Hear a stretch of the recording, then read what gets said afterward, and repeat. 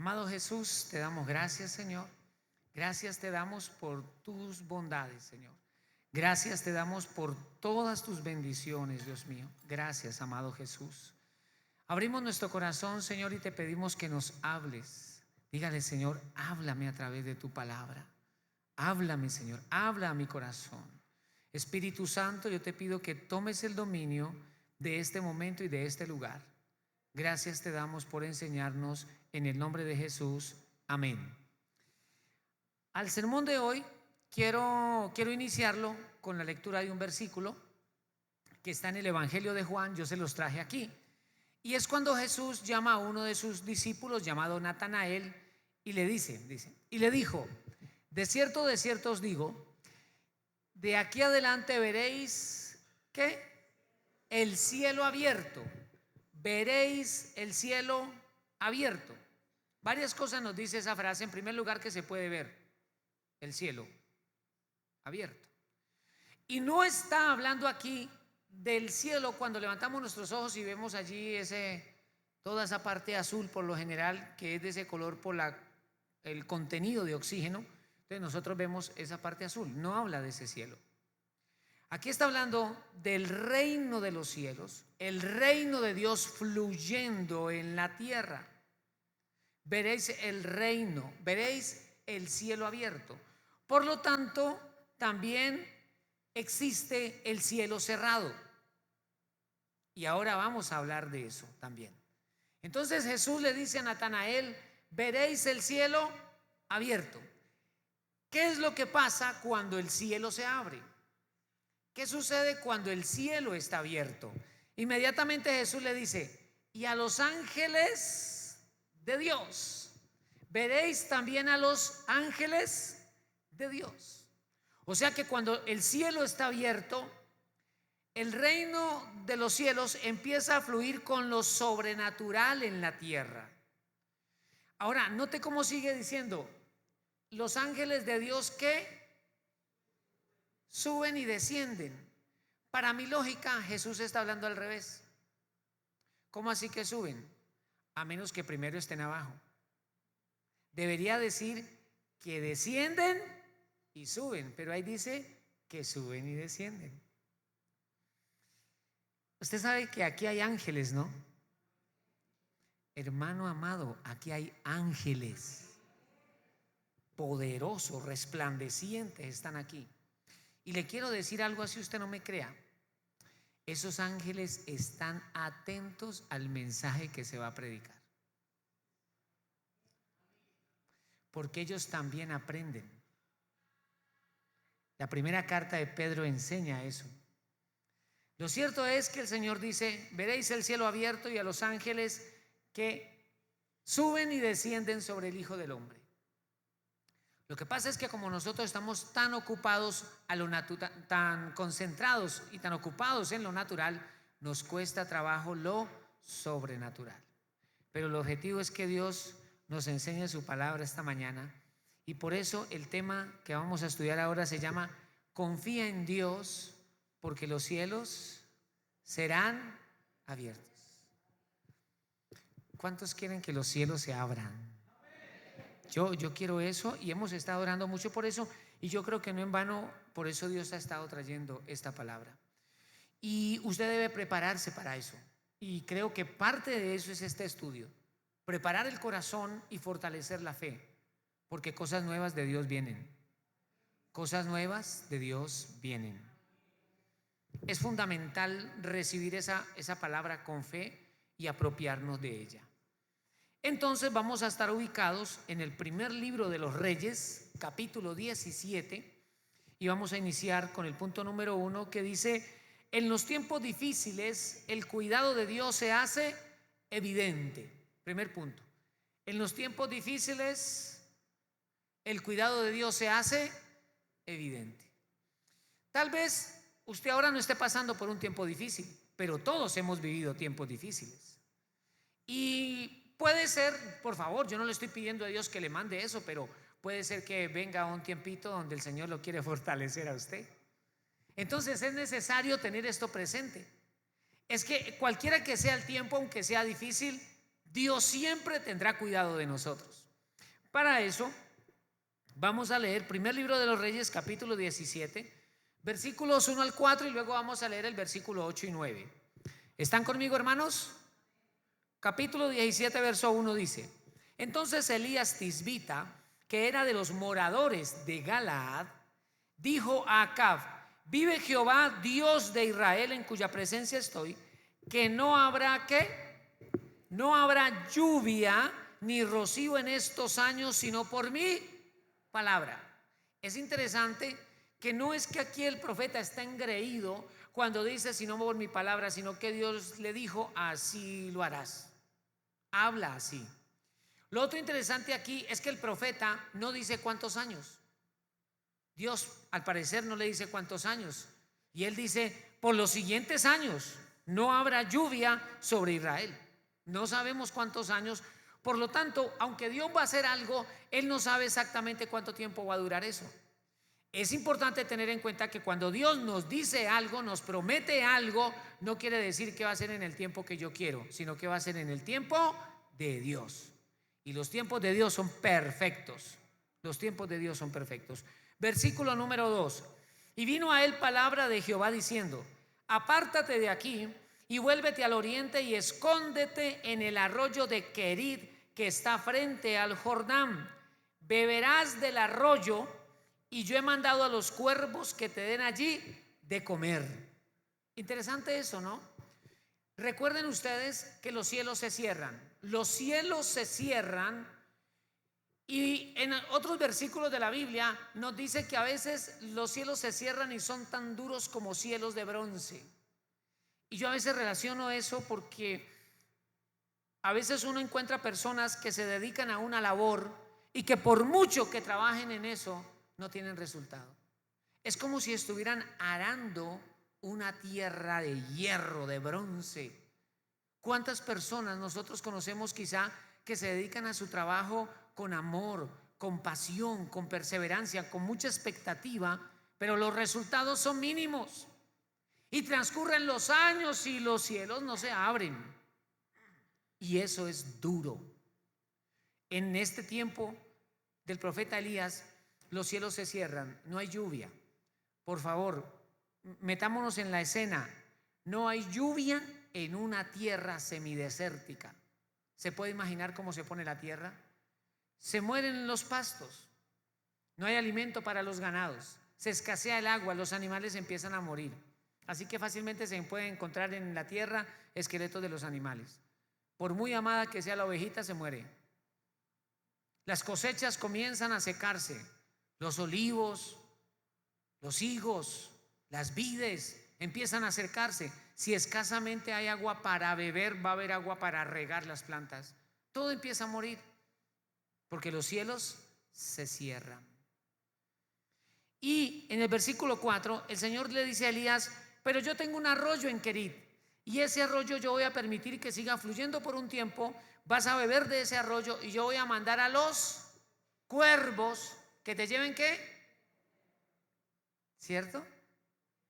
Que te lleven, dice allí, que le den de comer. Y más adelante leemos que le llevaban pan y carne. Eso ya es un milagro, porque los cuervos pues se comerían la carne. Ellos comen carroña, ¿cierto? Ellos se alimentan de pequeños animales. Se deberían comer la carne, pero Dios los está usando para alimentar a su siervo. Pero un día el arroyo se seca y Dios lo mueve para que vaya ¿a dónde? Vamos a leer versículo 8 y 9. Como dice allí, primer libro de Reyes 17, verso 8 y 9. Vino luego a él palabra de Jehová diciendo: levántate y vete a Sarepta de Sidón y mora allí. He aquí yo he dado orden allí a una mujer viuda que te...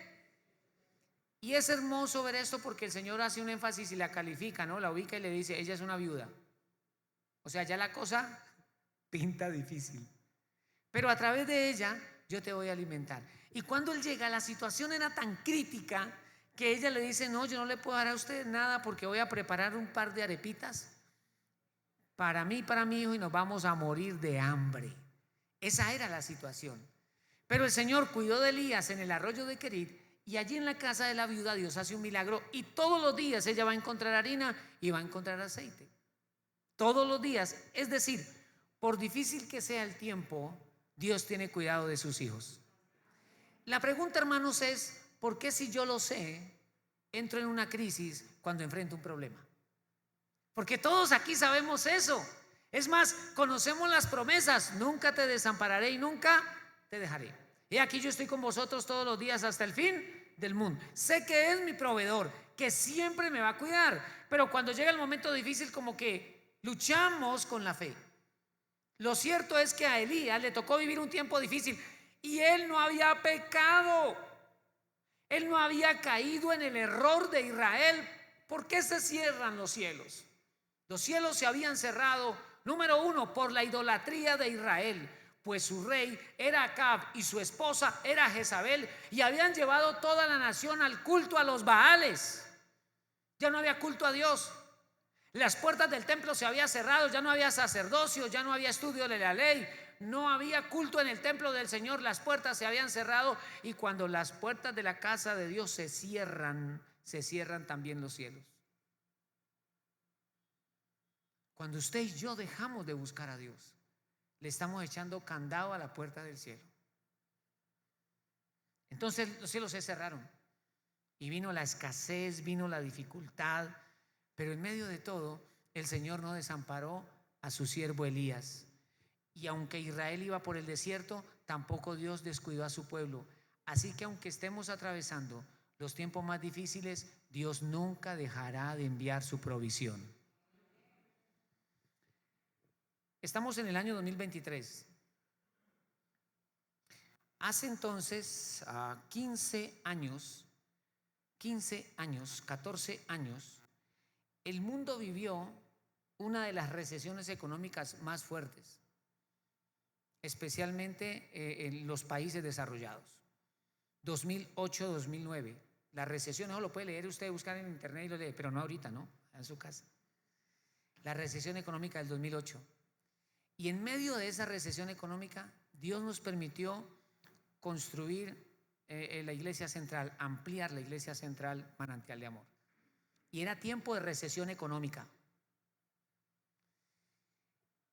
Ahora Dios nos llama a comprar esta casa, a edificar esta casa en medio de un tiempo post-pandemia y en un tiempo donde los materiales de construcción han subido de una manera brutal. Tanto que me han dicho, cuando estábamos iniciando: ay, y justo ahora que los materiales están tan caros. Él es el que manda y aquí estamos para la gloria de Dios. ¿Qué es lo que yo le quiero decir con esto? No importan los tiempos, Dios siempre es el mismo y Él ha prometido nunca desampararnos y nunca dejarnos. La economía del reino de Dios funciona muy diferente a la economía aquí en la tierra. Podrá ponerse crítico el país, pero nosotros dependemos de aquel que hizo los cielos y la tierra, y Él nunca faltará con la alimentación en nuestra casa y en nuestra familia. Gloria a Jesús por eso. Gloria a Jesús. Y lo estamos viendo, es maravilloso. Nuestro Dios es bueno. Eso es algo que tenemos que tener presente. En los tiempos difíciles, Dios hace evidente su cuidado. Número 2, en los tiempos incomprensibles, buscar a Dios nos fortalece. Cuando puse allí incomprensibles, y en medio de las comillas, incomprensibles para nosotros, muy comprendidos por Dios. Nuestra mente empieza a cuestionar: pero yo, ¿por qué estoy viviendo tiempos tan difíciles? Pero yo, ¿por qué estoy viviendo tiempos tan complicados? Pero ¿por qué me pasa esto a mí? Y empieza a surgir esa cantidad de interrogantes. ¿Por qué? ¿Por qué ahora? ¿Por qué a mí? Pero es que yo busco a Dios, pero es ¿por qué me está sucediendo? ¿Por qué de esta manera? Empiezan a surgir muchos interrogantes, porque son tiempos incomprensibles. Y un error que por lo general cometemos cuando vivimos los tiempos difíciles o los tiempos incomprensibles es que dejamos de orar y de buscar a Dios. Y ese sí es un gran error, porque en aquellos tiempos incomprensibles buscar a Dios nos fortalece. Vamos por favor a leer primer libro de los Reyes, capítulo 17. Leamos del versículo 17 al 20. Dice, después de estas cosas, ¿están leyendo conmigo? Después de estas cosas, ¿cuáles cosas? Pues el milagro en el arroyo de Querit, luego el milagro en la casa de la viuda donde todos los días, hermanos, no había cosecha de trigo, no había olivos, pero esa señora se levantaba y todos los días estaba el aceite en la vasija y la harina en la tinaja. Todos los días, nunca faltó la provisión. Entonces yo creo que Elías estaba contento, agradecido con Dios, porque aunque el lunes eran arepas asadas, el martes eran arepas al fuego, el miércoles eran arepas con sal, el jueves eran arepas no sé cómo, pero gloria a Dios. Él salía y se asomaba a la ventana y veía todo eso, un desierto, y decía, no, gloria a Dios por el alimento, ¿cierto? Así que él estaba tranquilo y contento, confiado en Dios, como cuando usted vive esos tiempos donde usted tiene la billetera gordita, todo en la casa está funcionando bien, usted, ay Señor, yo te doy gracias, tú eres bueno, Señor, qué bendición, vale la pena caminar con Dios, cuántas bendiciones veo, Dios está prosperando, qué rico. Pero de pronto llega un día a la puerta y llega una crisis, llega una prueba, y la prueba precisamente hace que salga a flote nuestra fe. ¿Qué tanto confiamos realmente en Dios? ¿Cómo nos comportamos cuando la crisis llega en un escenario como que todo es bendición? Eso es como cuando su hijo tiene unas expectativas de ciertos regalos y usted sale con otros. Uy, yo me acuerdo una vez, hermano, a mí porque Dios me ha cambiado, un poquito, pero me ha cambiado. Una vez mi hermano mayor, recuerdo tanto, para diciembre me dio un regalo. Yo creo que él venía con el corazón hinchado de cariño, el regalo para mi hermano menor. Éramos 5 hermanos y él era el mayor, y viene y me da un regalo. Me da un carro de plástico, de esos que uno ala con la cuerdita. Yo, no, el carro. No, ese carro a mí no me gusta. Lo tremendo de todo es, yo no sé por qué se le ocurrió que un muchacho ya como de 14 le iba a gustar un carro de esos, por favor. Hermano, eso es para un... Pero bueno, él no había sido papá, entonces no tenía la experiencia. Entonces me dice, no, yo no quiero ese carro. Imagínate, yo con 14 y con ese carro. ¡Rum, rum! No, a mí no me gustó ese carro. Pero yo creo que él venía con una expectativa, ¿cierto? Y este personaje sale con esa. ¿Qué pasa cuando tú estás orando como hijo y le pides a papá algo y él te bendice o te responde con lo que tú no quieres? Porque yo creo que Dios siempre nos oye. Dios siempre nos oye. El asunto es cuando Él nos da no lo que queremos ni en el tiempo que deseamos. ¿Cómo respondemos? ¿Cómo nos comportamos? Resulta que a Elías y a esa casa donde todo estaba bajo la cobertura de Dios, bajo la provisión de Dios, había un milagro todos los días. Y llega la crisis. Primer libro de Reyes 17, dice el verso 17. Después de estas cosas aconteció que cayó enfermo el hijo del ama de la casa, y la enfermedad fue tan grave que no quedó en el aliento. Aquí la crisis llegó a un hijo, pero la crisis puede llegar a tu esposa, la crisis puede venir a tu esposo, la crisis puede venir a una hija, a un familiar, a tu papá, a tu mamá. La crisis puede llegar cuando todo en el escenario está bien. Irrumpe la prueba, la crisis llega. Ellos estaban bajo la cobertura y cuidado de Dios. ¿Qué se puede esperar?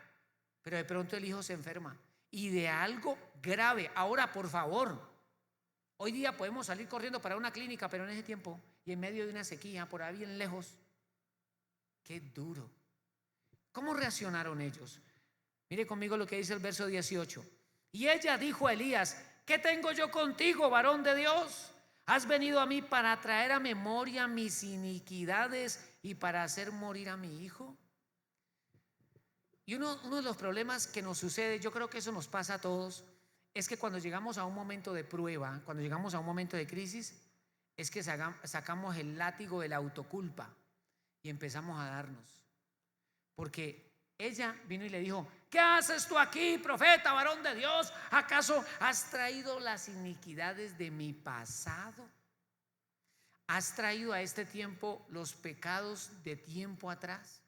Entonces empezamos nosotros a darnos con el látigo de la autoculpa y decimos: claro, esto me está pasando por ese pecado del 89. Y ya usted le ha pedido perdón a Dios un poco de veces. Y si le hemos pedido perdón a Dios de corazón, Él ya nos perdonó. ¿Y qué hace Él con los pecados? Los lanza a lo profundo del mar y no se acuerda más de ellos. Entonces, ¿yo por qué tengo que ir a revolcarlos, a sacarlos de nuevo? Pero el diablo es experto en eso, para que nos acusemos, para que nos veamos cada vez más lejanos de Dios. Entonces dejamos de orar, dejamos de confiar en el Señor, dejamos de buscarlo. Creemos que eso es cierto. Y le dice: y ahora por mis iniquidades mi hijo ha muerto. Imagínate cómo estaba ella. Ella se veía como la culpable de la muerte de su hijo. Dice el versículo número 19. Él le dijo, Elías le dijo: dame acá tu hijo. Entonces él lo tomó de su regazo y lo llevó ¿a dónde? ¿A dónde lo llevó? Al aposento. Al aposento. El aposento representa ese lugar o espacio en el que yo hablo con Dios. Es mi lugar o mi tiempo de oración. El aposento. Cuando dice la Biblia: mas tú cuando ores, entra en tu aposento y cerrada la puerta, ora a tu Padre que ve en lo secreto, y tu Padre que ve en lo secreto te recompensará en público. El aposento es ese espacio donde yo oro y hablo con Dios. Así que le dijo: dame acá tu hijo. Dice que lo tomó, ella lo tenía cargado, ¿cierto? Lo tomó de su regazo, dice aquí, y se lo llevó ¿a dónde? Al aposento. Versículo 19. Entonces él lo tomó de su regazo y lo llevó al aposento donde él estaba y lo puso sobre su cama. Versículo 20. Y clamando ¿a quién? Clamando a Jehová. Hermanos, Elías estaba bajo el juicio de esa sequía. Dios lo estaba cuidando, pero él también estaba viviendo un tiempo difícil. Y ahora él está contento, él está allí en medio de esa casa, y de pronto el hijo de la mujer que lo hospeda muere, y ella de alguna manera le dice: esto es culpa suya. Usted ha venido y ahora mire, el niño está muerto. Y entonces él se va a orar y dice la escritura: clamó a Jehová. A mí me ha pasado a veces, cuando tengo una crisis, en vez de fortalecer la oración, menguo en la oración. Porque me siento impotente, porque estoy pidiendo, pero no veo la respuesta. Y sabe que es terrible a veces, que le digo a él: háblame, y él se queda calladito. Y entonces acudo a la Biblia y le digo: Señor, háblame a través de tu palabra. Yo quiero que tú me hables, háblame, Señor. Y hablo por allá y me sale: la bestia de las 10 cabezas vino contra este y cayó Babilonia. Y yo: no, eso no. No me sale nada, hermano. Y se siente uno impotente, vacío. Y uno dice: pero ¿por qué Dios está callado? ¿Por qué Dios está en silencio? Porque tal vez Dios quiere que nos humillemos más, que nos despojemos del orgullo, de la soberbia, de la autosuficiencia. Yo no sé aquí cuántos son orgullosos. Gloria a Dios, como 4, qué bendición. Que reconocen, ¿no? Conmigo. Dice entonces el verso 20, primer libro de Reyes 17:20. Y clamando a Jehová, dijo Elías: Jehová Dios mío, aún a la viuda en cuya casa estoy hospedado has afligido, haciéndole morir a su hijo. ¿Qué está haciendo Elías? Está culpando a Dios. Y a veces la crisis nos lleva a eso. Y sabe que es tremendo. El diablo es una porquería. Usted está en una crisis y él viene y le trae esos pensamientos como: era mejor cuando no era cristiano, no tenía tantos problemas y al menos mantenía platica en la billetera. Y si usted habla con un descarriado, le dice: sí, hermano, eso es verdad. Sí, le habla a uno que anda bien bajito de fe: sí, eso es cierto. Y uno: sí, verdad. Y Dios está sentado en su trono mirando tu corazón para ver cómo vas a reaccionar. Si Dios sigue siendo tu Dios por una bendición, o Él sigue siendo tu Dios en todo tiempo. Ese es el asunto. Y viene Elías y le dice: Señor, aún en la casa de la viuda donde estoy hospedado, Señor, ¿tú has hecho morir a su hijo? Versículo número 20. En el versículo número 20 vemos a un Elías con su lucha, ¿no? Con su dificultad. Pero ¿sabe qué yo quiero destacar de Elías aquí? Que a pesar de su lucha, él está clamando a Dios. Así que yo le quiero decir algo. Si su crisis es dura, tan dura que usted siente que está muriéndose, no deje de clamar a Dios. No se permita usted mismo que su boca se queje en contra de Dios. Porque no importa lo que usted y yo vivamos, Dios siempre será bueno. Dios es bueno. Entonces, pastor, ¿por qué me pasa esto? Porque escogiste ese camino. Entonces, ¿qué tengo que hacer yo? Escoger el camino de Dios. Pero ahora vamos a darle aquí un giro al estudio. Vamos al punto número 3. Y es que Dios es bueno. Dios es bueno y Él nos acompaña en la crisis. Pero veamos aquí en tercer lugar que la confianza en Dios, la confianza que en Dios persevera, será recompensada. Dios nunca va a decepcionarnos, nunca, porque Dios es fiel y santo. Vamos a leer entonces lo que sigue. Primer libro de Reyes, capítulo 21. ¿Se acuerdan que Elías está en el aposento y le dice: Señor, tú has hecho morir al hijo de la viuda? Bueno, y todo esto. Ahora lean versículo 21. Y se tendió sobre el niño, ¿cuántas veces? Se tendió sobre el niño 3 veces, clamando y pidiéndole a Dios. Dice el verso 21. Y se tendió sobre el niño 3 veces y clamó a Jehová y dijo: Jehová Dios mío, te ruego que hagas volver el alma de este niño a él. 3 veces y rogaba. Mire que él tiene una crisis emocional. Él piensa que el Señor le ha quitado la vida al niño, que él es el culpable, que han sido sus errores. Pero en medio de su crisis, él no deja de clamar. Él no deja de orar. Y el niño lo lleva a su aposento y se pone a orar por él y se tiende sobre él 3 veces. Le dice: Señor, haz vivir este niño. ¿Cuántas veces? 3 veces. En la Biblia, el número 3 significa perfección en testimonio. Así como 3 son los que dan testimonio en el cielo: el Padre, el Hijo y el Espíritu Santo. Perfección en testimonio.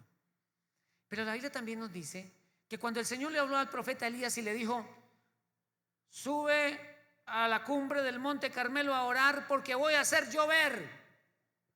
Y se fue, y dice la Biblia que él metió la cabeza entre las rodillas y oró, y se levantó y le dijo a su siervo: ve y mira si viene la lluvia. La Biblia dice que el siervo fue y miró, ¿y qué pasó? Nada. Mi señor, no viene nada. Y él volvió y oró: ahora sí vaya a mirar. Y volvió: Señor, no veo nada. Entonces Elías, pienso yo, ¿no? Este corazón piensa, Elías pudo haber dicho: pero ¿cómo, si Dios me dijo que subiera a orar aquí porque va a hacer llover, y ya oré y nada que responde? Voy con la tercera. Y oró la tercera vez y el siervo fue hasta la 6ª. ¿Qué pasó a la 7ª vez? El siervo dijo: yo veo una pequeña nube del tamaño del puño de la mano de un hombre. Y Elías dijo: se vino el aguacero. Hágame, dile al rey que corra porque viene una cantidad de lluvia. ¿Cuántas veces oró por el niño? ¿Cuántas veces oró por la lluvia? Dios no siempre va a responder cuando usted y yo queremos. Él responderá en el tiempo perfecto. Pero a usted y a mí nos corresponde orar hasta que el cielo se abra. ¿Qué está pasando en tu casa? ¿Qué está pasando en tu hogar? ¿Qué está pasando en tu corazón? ¿Qué anhelas tú de Dios? No dejes de orar hasta que algo suceda. Y vemos el ejemplo en este hombre. Este hombre no dejó de orar hasta que Dios le respondió. Dice ahora entonces el versículo 22, me encanta cómo empieza. ¿Qué dice allí? Versículo 22. Y Jehová oyó la voz de Elías. ¿Cuántos quieren que Dios los escuche? Yo quiero que esta mañana, ahora al terminar, vamos a orar. Y yo creo que Dios va a inclinar su oído para escuchar. Dios es un Dios de tiempos y este tema no es un accidente. Elías ora y dice la Biblia, Jehová oyó la voz de Elías. ¿Cuántas veces oró? 3 veces. Entonces, ¿lo oyó en la primera vez? Sí. ¿Y lo oyó la segunda? Sí. Lo que pasa es que respondió en la tercera. Así que tal vez tú vas a orar 10 veces, 3 meses. Pero ¿cuándo va a responder Dios? Solo Él lo sabe. Pastor, pero ¿por qué si uno está en medio de un problema y uno empieza a orar, Dios no responde? O pastor, porque yo llevo 3 años orando por esto y no he visto la respuesta de Dios. Porque es que Dios tiene una medida de oración y Dios está esperando que tú la completes.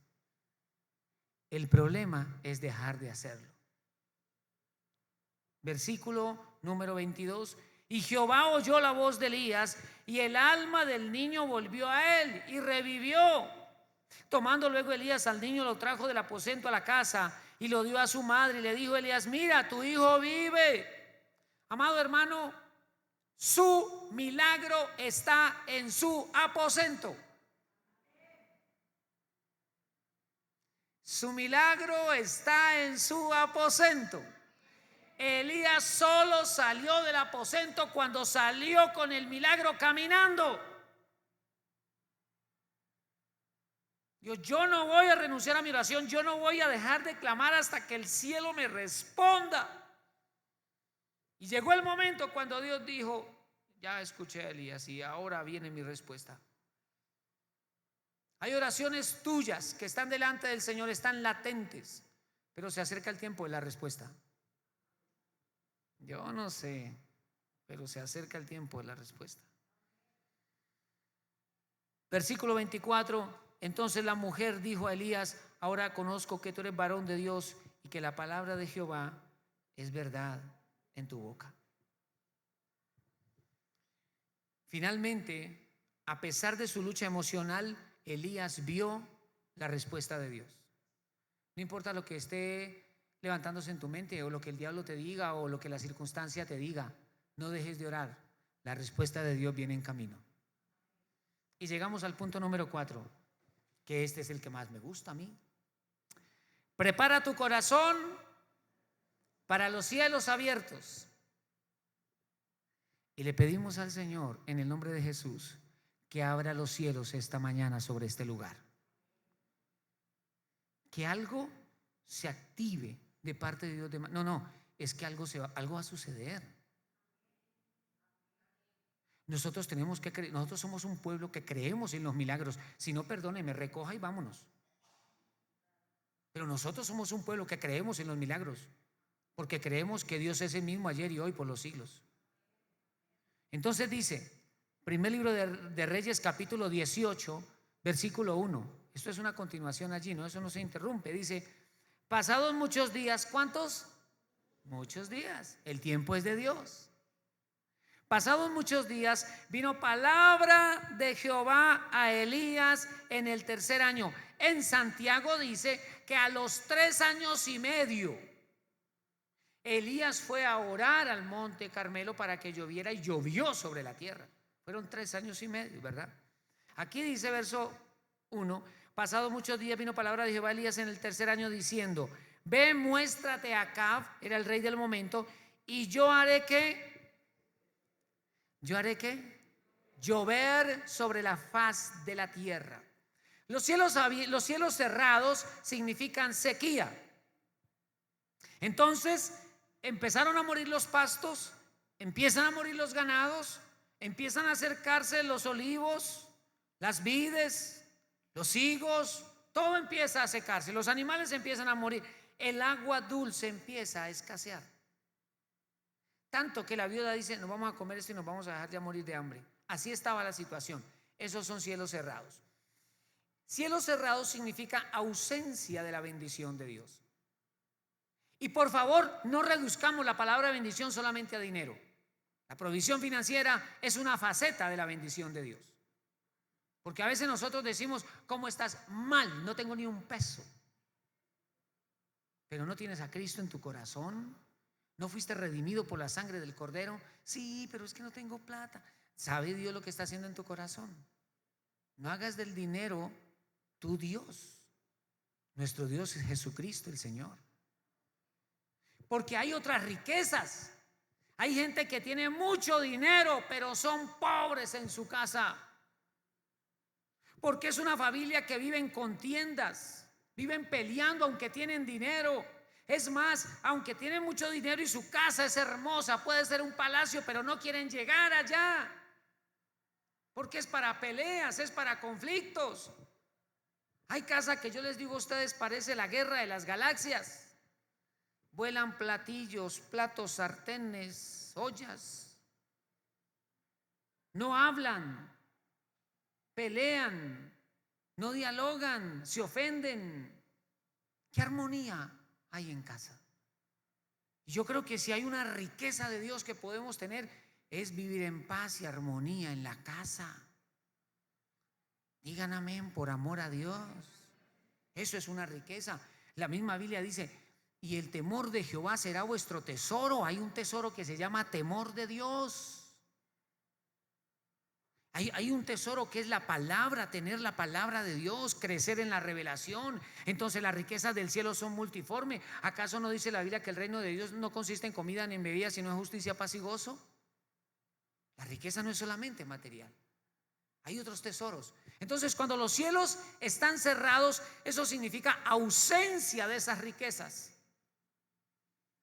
Pero cuando los cielos se abren, hermano, porque Dios es bueno. Dios está tratando con Israel por su idolatría. Dios está tratando con su pueblo porque cerraron el templo y no había culto para Dios. Entonces el Señor está tratando con su pueblo porque dejaron de sacar el día para Dios, en ese tiempo el Shabbat, el sábado. Entonces el Señor cerró los cielos. Pero como el pueblo de Dios no deja de ser pueblo de Dios, a veces usted ha tenido que disciplinar a su hijo o a su hija, ¿sí o no?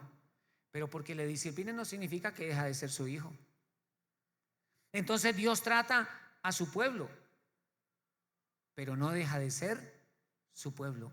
Y cuando pasan 3 años y medio de estar los cielos cerrados, Dios dice: bueno, Elías, ya mi pueblo ha sido tratado, ahora voy a abrir los cielos. Y yo creo que Dios está trayendo sobre nosotros cielos abiertos. Yo creo que Dios está trayendo cielos abiertos. Prepare su corazón para las bendiciones que vienen. No, yo los veo a ustedes como sí, sí, pastor, sí. El culto anterior estuvo muy bonito. Este está hermoso. Estoy feliz aquí con ustedes. Pero el culto anterior no cabía la gente aquí, nos tocó ubicarlos allá en el mezanini, ¿no? Porque ya tenemos ahí el pasamanos, ¿no? ¿Ya lo vieron? Y ahí acomodamos sillas, ahí tenemos ahí a Felipe con nosotros, ahí también a Luis Fernanda con la señora. No cabían acá, llegamos hasta allá. Yo traje una silla y la amontoné aquí, no podían extender los pies porque se daban en las gradas. ¿En serio? Así nos quedaron allí. Yo, ay, Dios mío. Y eso no es solo con nosotros. Colombia está bajo cielos abiertos para el evangelismo. Los ministerios que vienen de afuera se sorprenden de lo que está pasando en Colombia, cómo iglesias se están formando en hogares, en casas de familia. Perdóneme, pero Europa, hermano, países donde está seco, seco, Dios mío, qué cosa tan dura. Aquí tenemos cantidad de hermanos que han ido y han vuelto y dice: pastor, encontrar una iglesia, toca irse como 4 horas. Y pastor, salen con unas cosas. Porque ya gracias a Dios pues hay un conocimiento de la doctrina, entonces ya ellos saben juzgar. Colombia está en un tiempo especial. Esta casa está en un tiempo especial. Y viene un mover del Señor mayor, hermanos, mayor, en el nombre de Jesús. ¿Qué significa entonces cielos abiertos? Cielos abiertos significa mover del Espíritu Santo. Porque cuando en el aposento alto, estaban los 120 orando, el cielo, vino del cielo un viento recio que sopló sobre la casa donde estaban reunidos. Los 120 estaban sentados y sopló ese viento y se les apareció sobre la cabeza de cada uno de ellos lenguas de fuego, y fueron todos llenos del Espíritu Santo y hablaban lenguas según el Espíritu les daba que hablasen. Vino del cielo. Cielos abiertos nos habla del mover del Espíritu Santo. Por lo tanto, aprovecha esta apertura del cielo sobre esta casa, sobre tu vida, y dile a Dios: yo quiero más de tu Santo Espíritu. Yo quiero que me renueves en el poder del Espíritu. Cuando hablamos de cielos abiertos, estamos hablando de un tiempo en donde tu comunión con el Padre Celestial se va a renovar y se va a fortalecer. ¿Por qué lo digo? Porque cuando el Señor Jesucristo se bautizó, en los días en que bautizaba Juan el Bautista, dice la Biblia, Lucas 3, que cuando él salió del agua, orando, el cielo se abrió y descendió en forma corporal como paloma el Espíritu Santo de Dios.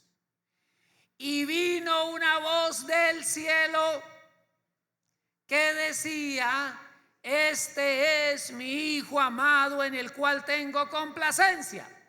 Luego, cuando el cielo se abre, nos volvemos sensibles a la voz del Padre Celestial. Se fortalece la comunión padre e hijo, padre e hija.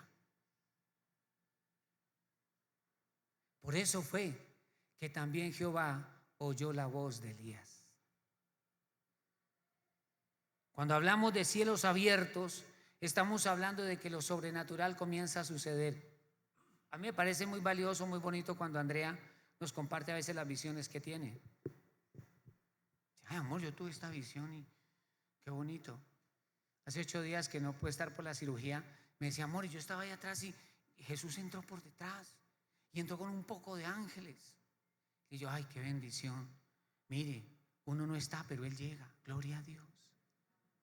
¿Por qué? Le decía yo, nos damos cuenta de que no es el hombre. Esta obra la está haciendo Dios. Lo sobrenatural comienza a suceder. Y por eso empecé con ese versículo. Cuando Jesús le dijo a Natanael: verás el cielo abierto y a los ángeles subir y ascender, descender y subir. Cuando hablamos de los cielos abiertos, ahora sí, prepárese, aliste la billetera para recibir, que esta es la otra fase de los cielos abiertos. Cuando hablamos de los cielos abiertos, hablamos de abundancia de bendiciones. Porque viene la lluvia, entonces hay pastos, hay ganados, hay cosechas. En la casa hay abundancia de aceite, trigo, provisión de Dios. Hay provisión abundante. Y yo creo firmemente que Dios abre las ventanas de los cielos para bendecir esta casa. Y lo digo porque usted es fiel caminando con el Señor y por eso ha sembrado en esta casa. Y quien que siembre no recibirá cosecha. Así que Dios nos está diciendo: yo abriré las ventanas de los cielos. Esto que he hecho es solamente el comienzo. Prepárate. Por eso, prepara tu corazón para los cielos abiertos. Cielos abiertos significa, para terminar, milagros en la casa. Milagros en tu casa. Porque Dios hizo un milagro en el hijo de la viuda. Yo no sé aquí cuántos están necesitando un milagro sobre la vida de un hijo, de una hija o de todos sus hijos. Yo no sé aquí cuántos están necesitando un milagro en su casa. Pero el Señor nos da esta palabra esta mañana para que nos acerquemos con confianza al Señor creyendo que Él abre los cielos sobre nuestra familia y sobre esta casa y sobre la obra de nuestras manos, porque bendición de Dios viene en camino.